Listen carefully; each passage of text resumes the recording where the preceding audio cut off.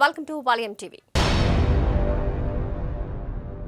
దక్షిణ భారతదేశంలోని ప్రసిద్ధ పుణ్యక్షేత్రం బాసర జ్ఞాన సరస్వతి అమ్మవారి ఉత్సవాలు నేటి నుంచి 15వ తేదీ వరకు జరగనున్నాయి. 9 రోజుల పాటు అమ్మవారు వివిధ రూపాల్లో భక్తులకు దర్శనమివ్వనున్నారు.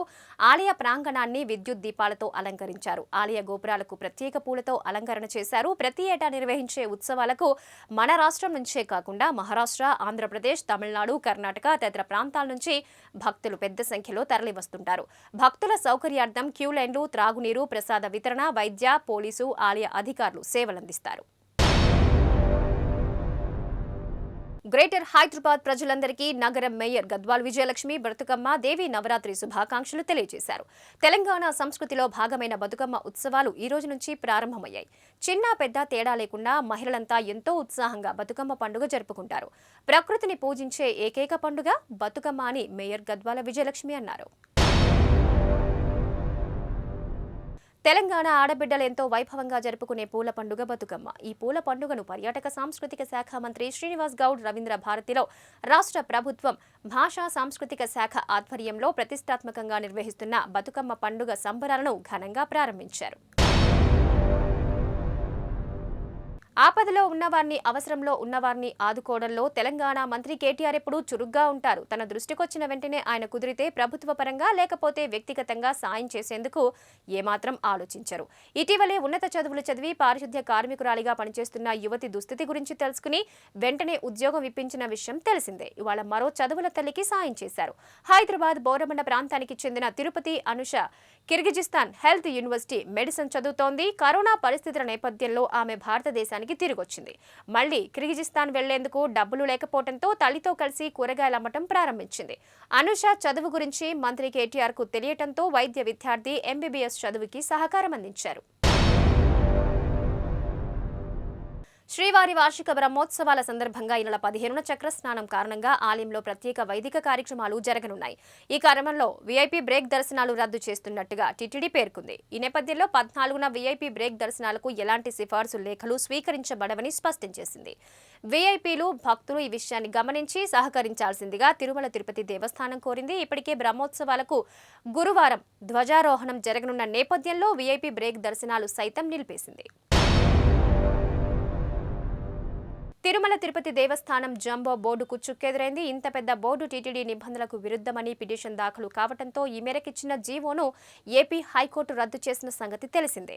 తాజాగా మరో కీలక నిర్ణయం తీసుకుంది హైకోర్టు. కొత్తగా నియమితులైన టీటీడీ బోర్డు సభ్యుల్లో 18 మందికి నోటీసులు జారీ చేసింది రాష్ట్ర అత్యున్నత న్యాయస్థానం. దీంతో ప్రత్యేక ఆహ్వానితుల వ్యవహారం సందిగ్ధంలో పడింది. అయితే టీటీడీ బోర్డులో సభ్యులను నియమిస్తూ రాష్ట్ర ప్రభుత్వం జారీ చేసిన జీవోను సవాలు చేస్తూ భారతీయ జనతా పార్టీ నేత భానుప్రకాష్ రెడ్డి దాఖలు చేసిన వ్యాజ్యంపై బుధవారం హైకోర్టులో విచారణ జరిగింది. తదుపరి విచారణను దసరా సెలవుల తర్వాతే చేపడతామని తెలిపింది. దసరా పండుగ సందర్భంగా ప్రయాణికుల రద్దీ దృష్టిలో పెట్టుకుని రాష్ట్ర వ్యాప్తంగా 4000 ప్రత్యేక బస్సులు నడపనున్నట్టు ఏపీఎస్ఆర్టీసీ ఎండీ ద్వారా తిరుమలరావు వెల్లడించారు. ఈ నెల 8 నుంచి 18వ తేదీ వరకు ప్రత్యేక బస్సులు అందుబాటులో ఉంటాయని తెలిపారు. అయితే ఈ సర్వీసుల్లో 50% అదనపు ఛార్జీలుంటాయని స్పష్టం చేశారు. బస్సులు వెళ్లేప్పుడు రద్దీగా ఉండడం, వచ్చేప్పుడు ఖాళీగా రావటం వల్ల సంస్థకు నష్టం వాటిల్లకుండా ఉండేందుకే అదనపు ఛార్జీలు వసూలు చేస్తున్నామన్నారు. అలాగే రోజువారీ బస్సుల్లో మాత్రం ఎలాంటి అదనపు ఛార్జీలు ఉండవని పేర్కొన్నారు. రైల్వే ఉద్యోగులకు కేంద్ర ప్రభుత్వం శుభవార్త అందించింది. ఈ మేరకు పండుగ బోనస్ ప్రకటించింది. రైల్వే ఉద్యోగుల్లో నాన్ గెజిటెడ్ ఉద్యోగులకు 2020-21 ఆర్థిక సంవత్సరానికి అర్హులైన వారికి బోనస్ ఇవ్వనున్నామని కేంద్ర మంత్రి అనురాగ్ ఠాకూర్ వెల్లడించారు. దాదాపు 78 రోజుల వేతనాన్ని బోనస్ గా అందించాలని మోదీ సర్కార్ నిర్ణయించింది. నాన్ గెజిటెడ్ రైల్వే ఉద్యోగుల్లో ఆర్పీఎఫ్, ఆర్పీఎస్ఎఫ్ సిబ్బందికి ఈ బోనస్ వర్తించదని స్పష్టతనిచ్చారు. ఈ క్రమంలో దీపావళి సందర్భంగా 11.56 లక్షల మందికి ప్రయోజనం చేకూరనుందని మంత్రి తెలిపారు. వచ్చే ఏడాది ఏప్రిల్ 1 నుంచి 15 ఏళ్లకు మించి పాతబడిన కార్ల రిజిస్ట్రేషన్లను పునరుద్ధరించుకోవడానికి భారీగా ఛార్జీలు చెల్లించుకోవాల్సి రానుంది. ప్రస్తుతం ఉన్న దానికంటే 8 రెట్లు అధికంగా కట్టాల్సి వస్తుంది. ఈ మేరకు రోడ్డు రవాణా, జాతీయ రహదారుల శాఖ నోటిఫికేషన్ విడుదల చేసింది. దీని ప్రకారం 15 ఏళ్లు పైబడిన కార్ల రిజిస్ట్రేషన్ రెన్యువల్ చేసుకోవడానికి 5,000 చెల్లించాల్సి ఉంటుంది. ప్రస్తుతం ఇది 600గా ఉంది. ఇక పాత బైకుల రెన్యువల్ కోసం 1000 రూపాయలు కట్టాల్సి ఉంటుంది. మరోవైపు 15 ఏళ్లు పైబడిన బస్సు లేదా truck fitness renewal approval certificate కోసం 12,500 చెల్లించాలి. అది ప్రస్తుతం 1,500 రూపాయలుగా ఉంది. అలాగే మధ్యస్థాయి గూడ్స్ ప్యాసింజర్ వాహనానికి 10,000 ఛార్జీలు వర్తిస్తాయి. దిగుమతి చేసుకున్న బైక్లకు 10,000, కార్లకు 40,000 చెల్లించాల్సి ఉంటుంది. చైనా పాకిస్తాన్ సరిహద్దులో ఎలాంటి సవాళ్లనైనా ఎదుర్కొనేందుకు భారత వాయుసేన సిద్ధంగా ఉందని air chief marshal Vivek Ram Chaudhari తెలిపారు. వాస్తవాధీన రేఖ వెంబడి చైనా మరో 3 స్థావరాల్లో బలగాలు మోహరించిందని, వాటిని ధీటుగా తిప్పికొట్టేందుకు అదే స్థాయిలో సిద్ధంగా ఉన్నామని చెప్పారు. తూర్పు లద్దాఖ్ సరిహద్దుల్లో డ్రాగన్ మౌలిక సదుపాయాలు బాగా పెంచుతోందని, అయినప్పటికీ భద్రతాపరమైన సవాళ్లను ఎదుర్కోవడానికి త్రివిధ బలగాలు సిద్ధంగా ఉన్నాయని పేర్కొన్నారు. రాఫెల్ యుద్ధ విమానాలు, అపాచీ హెలికాప్టర్లు, ఇతర అత్యాధునిక ఆయుధాలు వచ్చి తో వాయుసేన మరింత బలోపేతమైందని చౌదరి వెల్లడించారు. ఇక పాక్ డ్రోన్లతో దాడుల్ని ముమ్మరంగా చేస్తోందని, దాన్ని ఎదుర్కోవడానికి యాంటీ డ్రోన్ వ్యవస్థల్ని మరింత పెంచుతున్నామని స్పష్టం చేశారు. జమ్మూ కాశ్మీర్ రాష్ట్రం పూంచ్ జిల్లాలోని బాల్కోట్ ఏరియాలో భారత సైనికులు పేలకుండా పడి ఉన్న ఓ మోర్టార్ షెల్ గుర్తించారు. వెంటనే పై అధికారులకు సమాచారం అందించారు. దాంతో ఉన్నతాధికారులు, బాంబు డిస్పోజల్ టీం హుటాహుటిన మోటార్ షెల్ గుర్తించిన ప్రాంతానికి చేరుకున్నారు.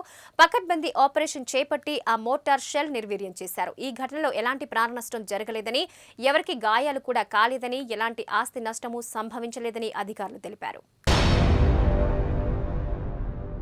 పశ్చిమ బెంగాల్ రాజధాని కోల్కతాలో దసరా నేపథ్యంలో ఏర్పాటు చేసే దుర్గాదేవి మండపంలో ఈసారి యూపీలోని లఖింపూర్ ఖేరీ ఘటనతో పాటు రైతుల నిరసనలపై పలు కళారూపాలు ఏర్పాటు చేశారు.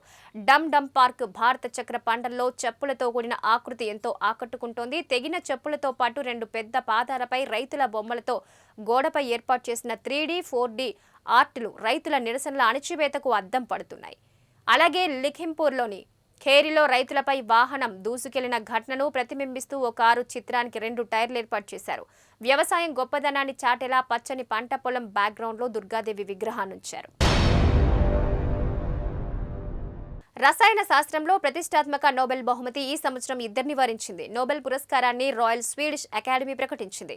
జర్మనీకి చెందిన బెంజమిన్ లిస్ట్, స్కాట్లాండ్కు చెందిన డేవిడ్ డబ్ల్యూసి మెక్మిల్లన్ కు రసాయన శాస్త్ర విభాగంలో నోబెల్ వరించింది. అసమాన ఆర్గనో కెటాలిసిస్ ను అభివృద్ధి చేసినందుకు గాను వీరికి నోబెల్ పురస్కారం దక్కింది. బెంజమిన్ లిస్ట్, మెక్మిల్లన్ ఆవిష్కరణతో ఫార్మాసిటికల్ పరిశోధనలపై భారీగా ప్రభావం చూపనుంది. విజేతలకు $11 లక్షల ప్రైజ్ మనీ దక్కనుంది. ప్రస్తుతం మ్యాక్స్ ప్లాంక్ ఇన్స్టిట్యూట్ కు బెంజమిన్ లిస్ట్ డైరెక్టర్ గా పనిచేస్తున్నారు. మెక్మిల్లన్ ప్రిన్స్టన్ యూనివర్సిటీ ప్రొఫెసర్ గా ఉన్నారు. భారత ప్రధాని నరేంద్ర మోడీ ఆలియా ట్రస్ట్ కు చైర్మన్ గా ఉన్న మందిరంలో విగ్రహాన్ని తాలిబన్లు ధ్వంసం చేశారు. ఆఫ్ఘనిస్తాన్లో ప్రముఖ సోమనాథ్ ఆలయంలో విగ్రహాన్ని ధ్వంసం చేసినట్టు తాలిబన్లు ప్రకటించారు. ఆ స్థానంలో మహమ్మద్ ఘజ్నీ దర్గా నిర్మిస్తామని ప్రకటించారు. తాలిబన్ల నాయకుడైన అనస్ హక్కానీ మంగళవారం ఆలయానికి వెళ్లారు. అక్కడ సోమనాథ్ విగ్రహాన్ని ధ్వంసం చేసినట్టు అదే రోజు రాత్రి ట్విట్టర్లో ట్వీట్ చేశాడు. ఫుట్బాల్ క్రీడ పట్ల ఆయనకున్న మక్కువ ముందు వయసు చిన్నబోతోంది. దాదాపు 9 వయసులోనూ ఫుట్బాల్ ఆటలో ఆ వృద్ధుడు అదరగొడుతున్నాడు. ఫుట్బాల్ మైదానంలో పాదరసంలా కదిలిపోతూ ప్రత్యర్థి ఆటగాళ్లకు దడ పుట్టిస్తున్నాడు. బ్రిటన్ నార్త్ వేల్స్ లోని ఓ లోకల్ ఫుట్బాల్ క్లబ్ తరపున 88 ఏళ్ల అలన్ క్యామ్జల్ ఇప్పటికే గోల్ కీపర్ గా ఆడుతున్నాడు. ఆయన ఆట తీరును చూసేందుకు స్థానిక జనం, ఫుట్బాల్ క్రీడాభిమానులు కూడా భారీ సంఖ్యలోనే మైదానాలకు తరలివస్తారు. 88 ఏళ్ల అలన్ క్యామ్జల్ గురించి బీబీసీ ప్రత్యేక కథనం ప్రసారం చేసింది. దీంతో ఆయన పేరు బ్రిటన్తో పాటు ప్రపంచ వ్యాప్తంగా మార్మోగిపోతోంది. ఆయన ఫుట్బాల్ ఆడుతున్న వీడియోలు సోషల్ మీడియాలోనూ వైరల్గా మారాయి. ఆపిల్ సహ వ్యవస్థాపకుడు స్టీవ్ జాబ్స్ 10వ వర్ధంతి సందర్భంగా సంస్థ ప్రస్తుత సీఈఓ టిమ్ కుక్ ఉద్యోగులకు ఓ లేఖ రాశారు. ఆపిల్ సాధించిన ఘన విజయాలు చూసేందుకు స్టీవ్ ఉంటే బాగుండేదని కుక్ అభిప్రాయపడ్డారు. ఈ మేరకు ఓ వీడియోను ట్విట్టర్లో పోస్ట్ చేశారు. అభిరుచి ఉన్న వ్యక్తులు ప్రపంచాన్ని మంచిగా మార్చగలరని స్టీవ్ బలంగా నమ్మేవారని తెలిపారు. స్టీవ్ అపర మేధావని, ఎంతో దూరదృష్టి కలవారని, ప్రపంచం ఎలా ఉండబోతోందో చూడాలంటూ సవాల్ చేసిన మనిషంటూ కీర్తించారు. క్యాన్సర్తో బాధపడుతూ ఆపిల్ సీఈఓ పదవి నుంచి తొలగిన 2 నెలల తరువాత 2011 అక్టోబర్లో స్టీవ్ జాబ్స్ తుదిశ్వాస విడిచిన విషయం తెలిసిందే. ప్రపంచవ్యాప్తంగా ముడి చమురు ధరలు గణనీయంగా పెరుగుతున్నాయి. దీంతో ఆయా దేశాల్లో ఇంధన ధరలు సామాన్యులకు చుక్కలు చూపిస్తున్నాయి. వాటి పెరుగుదలతో నిత్యావసర వస్తువుల ధరలు ఆకాశాన్ని తాకుతున్నాయి. మరోపక్క ఇదే సమయంలో సౌదీ అరేబియాకు చెందిన కంపెనీకి మాత్రం కాసుల వర్షం కురుస్తోంది. ఆ దేశ చమురు కంపెనీ ఆరామ్కో బుధవారం రోజున ట్రేడింగ్ సమయంలో సరికొత్త రికార్డులు నమోదు చేసింది. ఆరామ్కో కంపెనీ మార్కెట్ క్యాప్ విలువ $2 ట్రిలియన్ చేరుకుంది. ప్రపంచంలోనే అత్యంత విలువైన కంపెనీలుగా నిలిచిన మైక్రోసాఫ్ట్, యాపిల్ కంపెనీలకు పోటీగా ఆరామ్కో అడుగులు వేస్తోంది. ప్రపంచంలో అత్యధిక మార్కెట్ క్యాప్ కలిగిన మూడో కంపెనీగా ఆరామ్కో నిలిచింది. అంతర్జాతీయ మార్కెట్లో ముడి చమురు ధరలు గణనీయంగా పెరగడమే దీనికి కారణమని తెలుస్తోంది. 7 సంవత్సరాల్లో గరిష్టంగా ముడి చమురు ధరలు బ్యారెల్కు $82 పైగా పెరిగాయి. ప్రముఖ టెలికాం దిగ్గజం భారతి ఎయిర్టెల్ ఎరిక్సన్ తో కలిసి దేశంలో తొలిసారి గ్రామీణ ప్రాంతాల్లో 5G ట్రయల్స్ నిర్వహించింది. టెలికాం శాఖ ఎయిర్టెల్ కు కేటాయించిన 5G ట్రయల్స్ స్పెక్ట్రమ్ ద్వారా ఢిల్లీ ఎన్సీఆర్ శివార్లలో బైపూర్ బమ్రన్ గ్రామంలో ఈ ప్రయోగం జరిపాయి. డిజిటల్ అంతరాన్ని చెరిపేసి డిజిటలీకరణ ప్రక్రియను సంపూర్ణం చేసే సామర్థ్యం 5G నెట్వర్క్ ఉందనే విషయం ఈ ప్రయోగాల్లో వెల్లడైందని ఇరు సంస్థలు వెల్లడించాయి. సైట్ నుంచి 10 కిలోమీటర్ల దూరంలో ఉన్న 3GPP కంప్లైంట్ 5G FWA పరికరంలో 200కి పైగా Mbps ఇంటర్నెట్ స్పీడ్ వచ్చినట్టుగా ఎయిర్టెల్ తెలిపింది. భౌగోళికంగా మారుమూల ప్రాంతాల్లో కూడా హై స్పీడ్ ఇంటర్నెట్ కవరేజీని అందించే సామర్థ్యాన్ని కలిగి ఉన్నట్లు ఈ పరిశోధనలో వెల్లడించింది. Tollywood most handsome hero prince Mahesh Babu తాజాగా నటిస్తున్న చిత్రం సర్కారు వారి పాట. ఈ సినిమాలో మహేష్ ఎవరూ ఊహించని గెటప్ లో కనిపించనున్నాడు. అలాగే ఇంటర్వెల్ కు ముందు జరిగే ఓ భారీ యాక్షన్ సన్నివేశంలో మహేష్ బాబు లక్ష్మీ నరసింహస్వామి అవతారంలో కనిపిస్తాడని సినీ వర్గాల్లో టాక్. అయితే విలన్ మహేష్ అలా ఊహించుకుంటాడట. అదే గనక నిజమైతే మహేష్ అతిపెద్ద సాహసం చేస్తున్నట్లే. పరశురాం దర్శకత్వంలో రూపుదిద్దుకుంటున్న ఈ చిత్రంలో కీర్తి సురేష్ కథానాయికగా నటిస్తోంది. వచ్చే ఏడాది సంక్రాంతికి ప్రేక్షకుల ముందుకు రానుంది. మూవీ ఆర్టిస్ట్ అసోసియేషన్ ఎన్నికలు దగ్గర పడుతున్న కొద్దీ ఇరు ప్యానెల్స్ మధ్య మాటల యుద్ధం కొనసాగుతోంది. తాజాగా ప్రకాష్ రాజ్ కు మద్దతుగా నాగబాబు మాట్లాడారు. మా ఎన్నికల్లో సభ్యులకు డబ్బు ఆశ చూపుతున్నారని, ఒక్కో ఓటుకి 10,000 ఇస్తున్నారని ఆరోపించారు. సభ్యులు ఎలాంటి ప్రలోభాలకు లోను కావద్దని విజ్ఞప్తి చేశారు. ప్రకాష్ రాజ్ గెలిస్తేనే మా బాగుపడుతుందని అభిప్రాయపడ్డాడు. తెలుగువాడికే అధ్యక్షుడిగా ఎన్నుకోవాలని కొందరు భావించడం సరికాదన్నారు. బాబు మోహన్, కోట శ్రీనివాసరావు ఇతర భాషల్లో నటించలేదా అంటూ ప్రశ్నించాడు. ప్రకాష్ రాజ్ తెలుగువాడు కాదని విమర్శించే వాళ్ళు తమ సినిమాల్లో ఆయన కోసం పాకులాడతారని నాగబాబు మండిపడ్డాడు. నవీన్ పోలిశెట్టి హీరోగా తెరకెక్కిన జాతిరత్నాలు సినిమాతో వెండితెర ఎంట్రీ ఇచ్చిన అందాల ముద్దుగుమ్మ ఫరియా అబ్దుల్లా. తొలి సినిమాతోనే పెద్ద హిట్ కొట్టిన ఈ భామ చిత్రంలో చిట్టి అనే పాత్రలో నటించి మెప్పించింది. తాజాగా ఈ ముద్దుగుమ్మ తీన్మార్ స్టెప్పులకు డాన్స్ చేసి కేక పెట్టించింది. నన్ను నేను కంట్రోల్ చేసుకోలేకపోయా, డ్రమ్ పవర్ ఇదే అంటూ తన వీడియోకి కామెంట్ పెట్టింది. సెలబ్రిటీ అన్ని మరిచి రోడ్డు మీద ఫరియా ఇలా డాన్స్ చేయటం అందరూ ఆశ్చర్యానికి గురవుతున్నారు. ప్రస్తుతం సోషల్ మీడియాలో వైరల్ గా మారిన ఫరియా డాన్స్ పై మీరు ఓ లుక్కేయండి.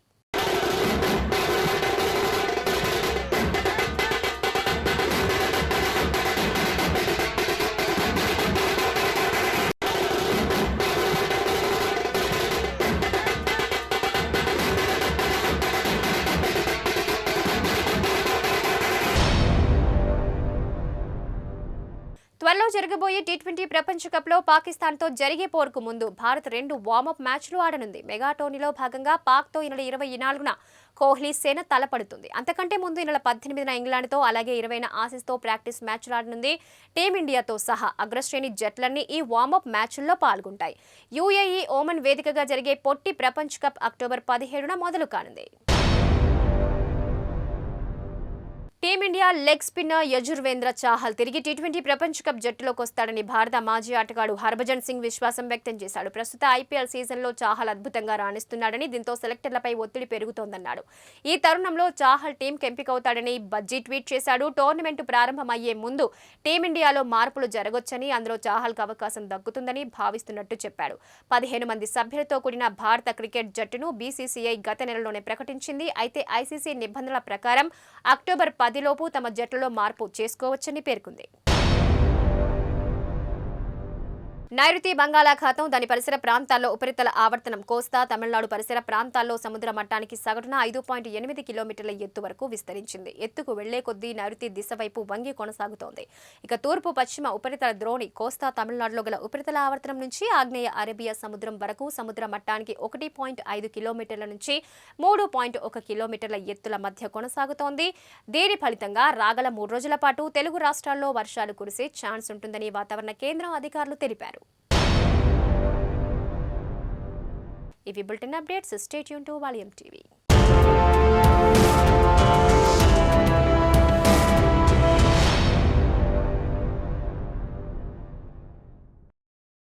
ఈ బులెటిన్ మీకు అందించిన వారు KLM ఫ్యాషన్ మాల్.